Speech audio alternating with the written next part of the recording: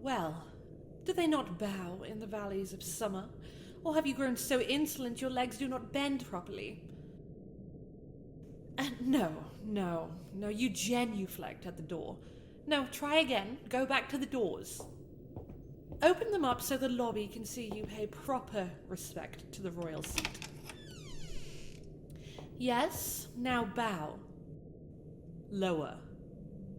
Yes. There you go. You do know how. Now, you turn and close the doors. Good. No, now you bow again. Yes, again. If you do not bow now that the doors are closed, I shall take the worst offense. A winter princess is not disrespected in her home. Stride halfway towards me. Don't be so casual. You are presenting yourself to the court of the wind and frost.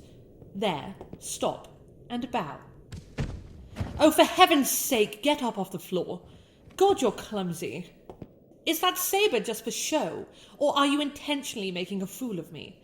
I would hardly expect a fencer to be so defeated by a staircase. All right, what have you got for me? No, put that away. I don't want to see your family tree. I know exactly who you are. You're a middling earl of sunshine and courtfields, unlikely ever to be king of summer. I know everything about you, or at least I thought I did. You seem to have out-traced tales of your buffoonery, and I haven't yet decided if I ought to hire your portrait artist or have them dragged behind horses and beheaded. How she managed to imbue you with a noble bearing is beyond me. Whatever am I to do with you? Hardly matters. I didn't summon you for your portrait.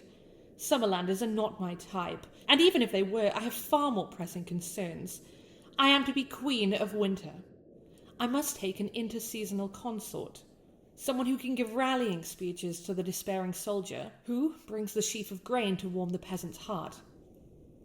Someone who can smell danger in a court, disarming diplomats and charming assassins. Is that at all like you, with 2 left boots and a tongue in a knot? What am I ever to do with you? What am I to do with you?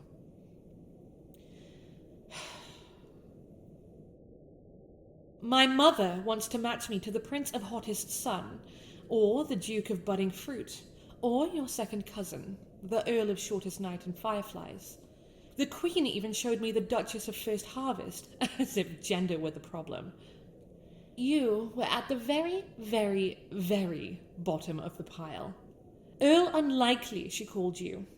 She threw your letter into the fireplace unopened, and I wanted so badly for her to be wrong about somebody for once in my life.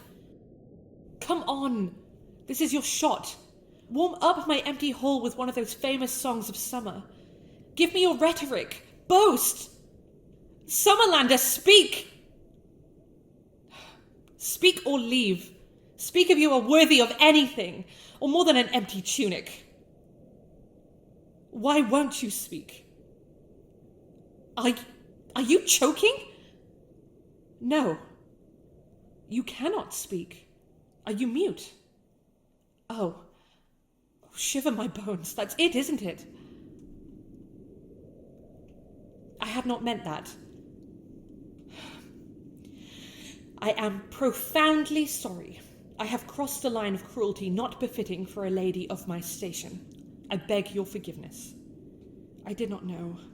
It did not occur to me as a possibility. By the 4 seasons, I have been such a fool. Or else I have been fooled. And in turn, I have dangled something before you that cannot be. Please, all of the hospitality of my mountain is yours. I sit at the right hand of my mother, and you shall sit at my right hand and stay as long as you wish. It is poor repayment, I know. It's all that's in my power, really. I have made you stand too long already. They would have brought you straight from the gatehouse to me. I expect you are weary. Please, I'll sit beside you at the foot of the throne. I see no harm in it. Come now, after all, it's only 2 of us. And I have already been quite stringent with you. Honestly, I was expecting all the bowing and scraping to trip you up, although not literally. I know it's not a custom in your land. I had intended to insult you slightly to test you. It's practically a tradition at the court of Wintered Frost. I was raised to be very cruel, actually. The Queen of Winter is supposed to be. I'm not trying to make excuses. I mean to say I know the difference between cruelty, which is just and worthy, and cruelty, which is petty and careless. I am trying, desperately, to find a way to be a good queen, and also myself. And I despair. Would you come to my aid in war or famine after I have treated you so? I don't ask seriously, of course not. What am I ever to do with myself? You're shaking. Are you trying not to laugh at me? It's quite all right. I think I would be happier if I could laugh at myself. Perhaps you can teach me. No, I know this. You're shivering. We Winterlanders just use it as an expression to describe a certain feeling. Are you cold? Oh, stars, of course you are. Take my mantle. No, of course, silly. I said you are to have all my hospitality.